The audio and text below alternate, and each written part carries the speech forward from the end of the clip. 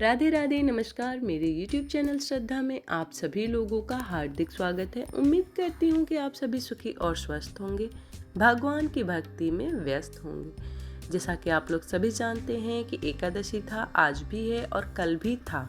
कुछ लोगों ने कल मनाया और कुछ लोगों ने आज। मैंने तो कल ही कर लिया था और माता तुलसी का विवाह पूजन भी कल ही कर लिया था।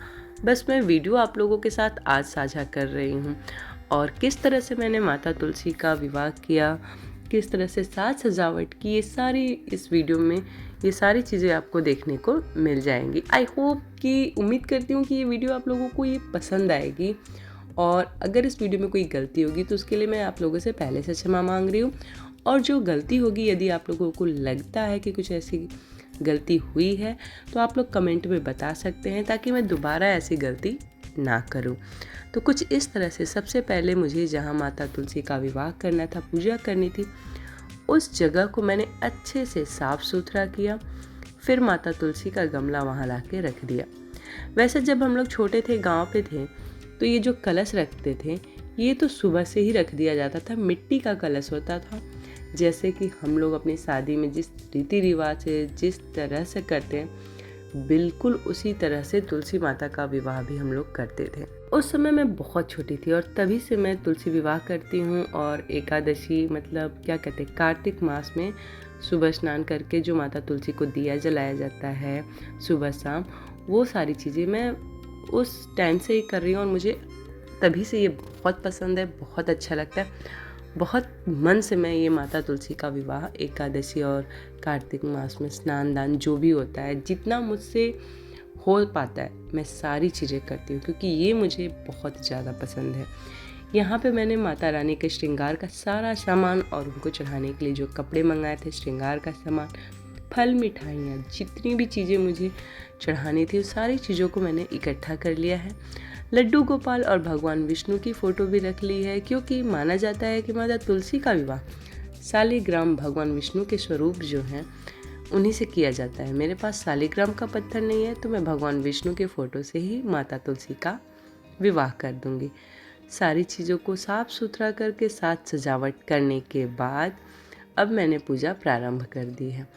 सबसे पहले पूजा करने से पहले ही साफ सफाई करने पर तुरंत सबसे पहले मैंने कलश के ऊपर एक दिया जला दिया था। क्यों होता है, किस लिए होता है, ये तो मुझे नहीं पता, लेकिन मैंने देखा है कि हमारे घरों में जब भी शादी विवाह होता है तो मंडप में जो कलश होती है और उसमें एक दिया जो कि जलता ही रहता है, वो बुझता नहीं है। वो जब तक शादी नहीं हो जाती, सारे रिचुअल्स जितने भी होते सब कुछ अच्छे तरीके से नहीं हो जाते, तब तक वो दिया जलता रहता है। इसलिए मैंने सुबह ही इस दिए को, सुबह क्या, सबसे पहले मैंने इस दिए को ही जला दिया। उसके बाद मैंने माता तुलसी के लिए जो कपड़े खरीदे थे वो कपड़ा उन्हें चढ़ाया। और पीला रुमाल भी होता है, क्योंकि हम लोगों में होता है ना कि पीले कपड़े पहन के शादी होती है, लाल कपड़े पहन के विदाई होती है। तो ठीक माता तुलसी का उसी तरह से मैंने इन्हें पीला कपड़ा भी पहनाया है। और उसके बाद माता तुलसी भगवान विष्णु को माला पहनाया, कुमकुम तिलक लगाया। उसके बाद से माता तुलसी का पूरा साजो श्रृंगार, जो जो चीज़ें मैंने लाई थी उन सारी चीज़ों से माता रानी को प्यारा सा सजा दिया। चूड़ी, बिंदी, नेल पॉलिश और महावर, मेहंदी, सारी चीज़ों से माता तुलसी को अच्छे से सजा दिया।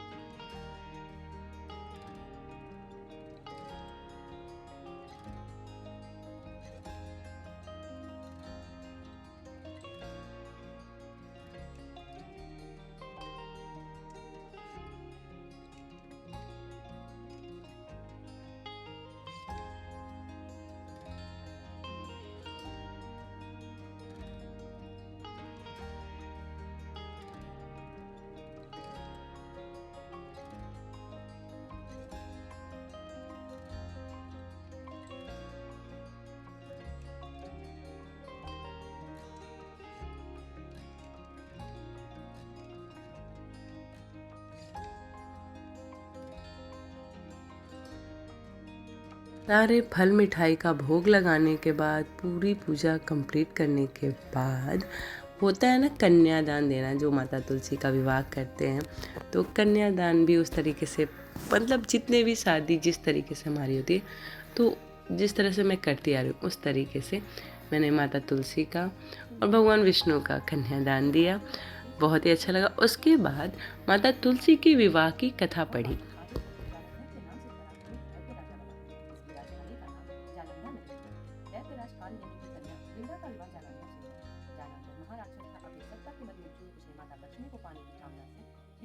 परंतु समुद्र से ही उत्पन्न होने के कारण माता लक्ष्मी ने उसे अपने भाई के रूप में स्वीकार किया। वहां से पराजित होकर वह देवी पार्वती को पाने की लालसा से कैलाश पर्वत पर गया। भगवान देव आदिदेव शिव का ही रूप धरकर माता पार्वती के समीप गया, परंतु माँ ने अपने योग बल से उसे तुरंत पहचान लिया तथा वहां से अंतर्ध्यान हो गई। देवी पार्वती ने क्रोधमुक्त होकर सारा वृत्तांत भगवान विष्णु को सुनाया। जालंधर को पत्नी वृंदा अत्यंत पतिव्रता थी। उसके पतिव्रत धर्म की शक्ति से जालंधर न तो मारा जाता और न ही पराजित होता था। इसलिए जालंधर का नाश करने के लिए वृंदा के पतिव्रत को भंग करना बहुत आवश्यक था। इसी कारण भगवान विष्णु ऋषि का वेश धारण कर वन में जा पहुंचे, जहां वृंदा अकेली भ्रमण कर रही थी। भगवान के साथ दो मायावी राक्षस भी थे, जिन्हें देखकर वृंदा भयभीत हो गई। ऋषि ने वृंदा के सामने पल में दोनों को भस्म कर दिया। उनकी शक्ति देखकर वृंदा ने कैलाश पर्वत पर महादेव के साथ युद्ध कर रहे अपने पति जालंधर के बारे में पूछा। ऋषि ने अपने माया जाल से दो वानर प्रकट किए। एक वानर के हाथ में जालंधर का सिर था तथा दूसरे के वृंदा का पति जालंधर युद्ध में। भगवान ने अपनी माया से पुनः जालंधर के सिर धड़ से जोड़ दिया, परंतु स्वयं ही वह उसी शरीर में प्रवेश कर गए। वृंदा को इस छल का तनिक भी आभास न हुआ। जालंधर बने भगवान के साथ वृंदा पतिव्रता का व्यवहार करने लगी, जिससे उसका सतीत्व भंग हो गया। ऐसा होते ही वृंदा का पति जालंधर युद्ध में हार गया। इस सारी लीला का जब वृंदा को पता चला तो उसने क्रोध होकर भगवान विष्णु को हृदयहीन शिला होने का श्राप दे दिया। अपने भक्त के श्राप को भगवान विष्णु ने स्वीकार किया और शालिग्राम पत्थर बन गए। सृष्टि के पालनकर्ता के पत्थर बन जाने से ब्रह्मांड में असंतुलन की स्थिति हो गई। यह देखकर सभी देवी देवताओं ने वृंदा से प्रार्थना की कि वह भगवान विष्णु को श्राप मुक्त कर दे। वृंदा ने भगवान विष्णु को श्राप मुक्त कर स्वयं आत्मदाह कर लिया। जहाँ वृंदा भस्म हुई वहाँ तुलसी का पौधा उगा। भगवान विष्णु ने वृंदा से कहा, हे वृंदा, तुम अपने सतीत्व के कारण मुझे लक्ष्मी से भी अधिक प्रिय हो गई। अब तुम तुलसी के रूप में सदा मेरे साथ रहोगी। तब से हर साल कार्तिक महीने में देव उठानी एकादशी का दिन तुलसी विवाह के रूप में मनाया जाता है। जो मनुष्य भी मेरे शालिग्राम रूप के साथ तुलसी का विवाह करेगा, उसे इस लोक और परलोक में विपुल यश प्राप्त होगा। उसी दैत्य जालंधर की यह भूमि जलंधर नाम से विख्यात है। सती वृंदा का मंदिर मोहल्ला कोट किस नस्ल में स्थित है? कहते हैं कि इस स्थान पर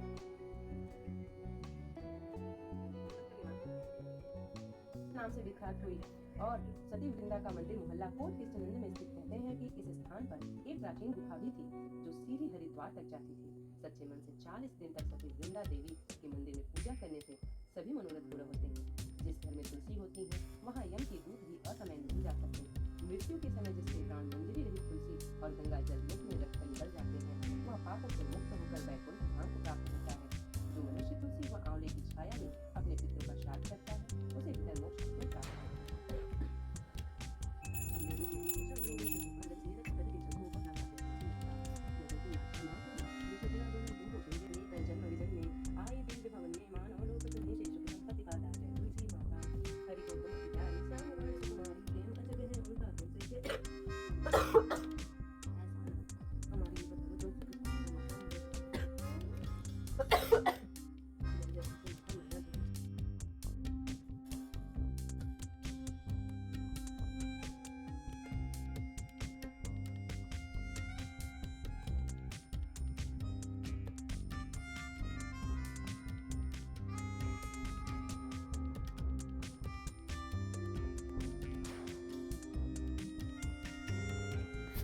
कुछ वीडियोज़ इसमें आगे पीछे हो गई, जैसे माता तुलसी को सिंदूर लगाते समय की क्लिप इसमें ऐड नहीं हो पाई थी, तो ये लास्ट में ऐड हो गई।